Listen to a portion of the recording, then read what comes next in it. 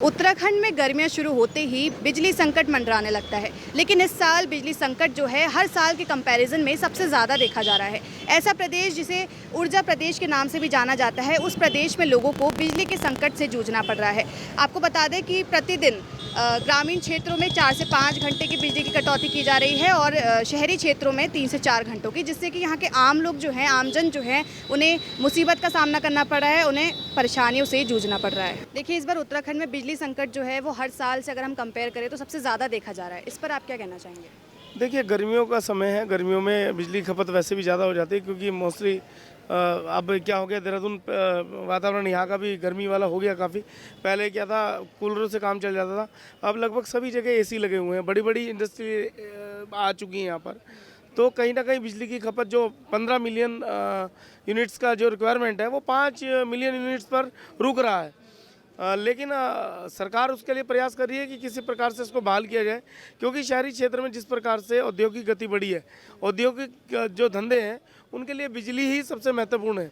और कहीं ना कहीं जब उद्योग लगेंगे तो बिजली की खपत भी होगी, खपत होगी तो उसकी रिक्वायरमेंट भी बढ़ेगी। तो प्रदेश सरकार पहले से तैयार नहीं थी इन सब चीज़ों के लिए।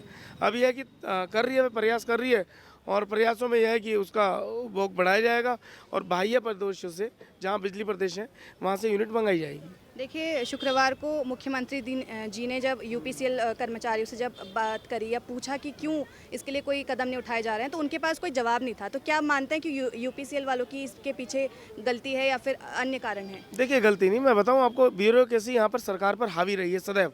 जितने भी प्रशासन है, प्रशासन शासन पर, सत्ता पर भारी रहा है हमेशा से, और वो बेलगाम तरीके से काम करते रहे। काम की कोई व्यवस्था नहीं होती, जो चीज़ जैसे है वैसे चलती रही। गति उसकी कोई ना तो उन्होंने बढ़ाने का प्रयास किया, क्योंकि वो उत्तराखंड को जीवित नहीं करना चाहते। उत्तराखंड में वो ये नहीं चाहते कि उत्तराखंड को एक बहुत बड़े स्तर पे पहचान मिले। तो उनका जो मानसिक स्थिति थी, अब चूंकि पुष्कर सिंह धामी आए और वो जो इस प्रदेश को बहुत ऊंचाइयों तक लेना चाहते हैं, तो इसीलिए अब उनको प्रयास करने होंगे। और उस प्रयास में सबसे पहले है कि ब्यूरोक्रेसी के ऊपर कहीं ना कहीं लगाम लगाने की आवश्यकता है। आपको बता दें कि उत्तराखंड को रोज़ 44 मिलियन यूनिट से ज़्यादा बिजली की ज़रूरत पड़ रही है, लेकिन अपने संसाधनों से इसके पास सिर्फ 12 एमयू बिजली है। शेष 32 एमयू बिजली के लिए उत्तराखंड केंद्र बाजार पर निर्भर है। अभी राज्य को सेंट्रल पुल से 17 एमयू तक बिजली मिल रही है। शेष 15 एमयू बिजली रोज़ बाजार से खरीदी जा रही है, और रिपोर्ट्स की माने तो राज्य इस पर प्रतिदिन 15 से 20 करोड़ रुपए खर्च कर रहा है। वहीं बात अगर करें बिजली संकट के पीछे की वजह की, तो उसकी 2 प्रमुख वजहें बताई जा रही हैं।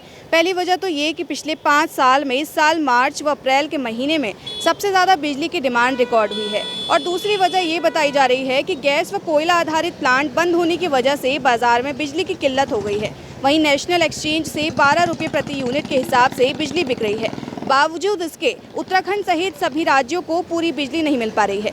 लेकिन हैरानी वाली बात तो ये है कि इसको लेकर यूपीसीएल के पास कोई भी प्लान नहीं है। देखिए, हाल ही में यूपीसीएल के अधिकारियों की ओर से बोला गया था कि उनकी तरफ से हर संभव प्रयास किए जा रहे हैं बिजली संकट को लेकर, लेकिन हाल ही में शुक्रवार को जब मुख्यमंत्री पुष्कर सिंह धामी ने यूपीसीएल के अधिकारियों से सवाल किए या उनसे पूछा कि क्या काम किए जा रहे हैं बिजली संकट को लेकर, तो उनके पास कोई भी जवाब नहीं था। सोचिए कि कैसी स्थिति है जब उनके पास एक जवाब नहीं है अपने प्रदेश को लेकर। तो उसके बाद पुष्कर सिंह धामी ने उन्हें फटकार लगाई और उन्हें उसके बाद 24 घंटे का अल्टीमेटम दिया।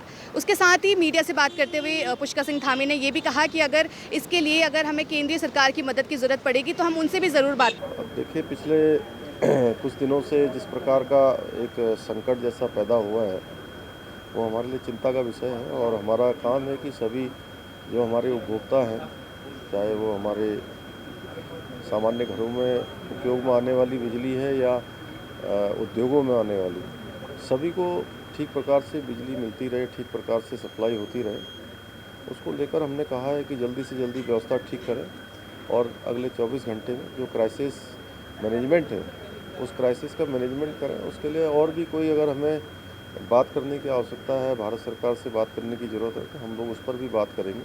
अभी बड़ा सवाल ये है कि क्या पुष्कर सिंह धामी के फटकार के बाद यूपीसीएल के अधिकारियों की जो कुंभकर्ण नींद है, क्या वो टूट पाएगी? कैमरामैन अभिषेक के साथ मैं शुभांगी भट्ट। आज ही डाउनलोड करें देवभूमि इंसाइडर ऐप।